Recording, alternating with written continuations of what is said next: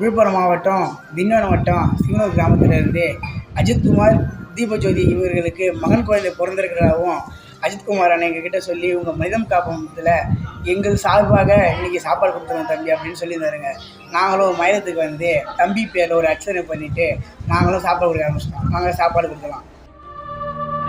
ஏழைகள் வாழ நீ செய்த யாகம் என்னென்னவென்று எங்கே சொல்வே, அன்பாலே சேர்ந்த நெஞ்சங்கள் வாழ நீ செய்த தியாகம் எங்கே சொல்வே.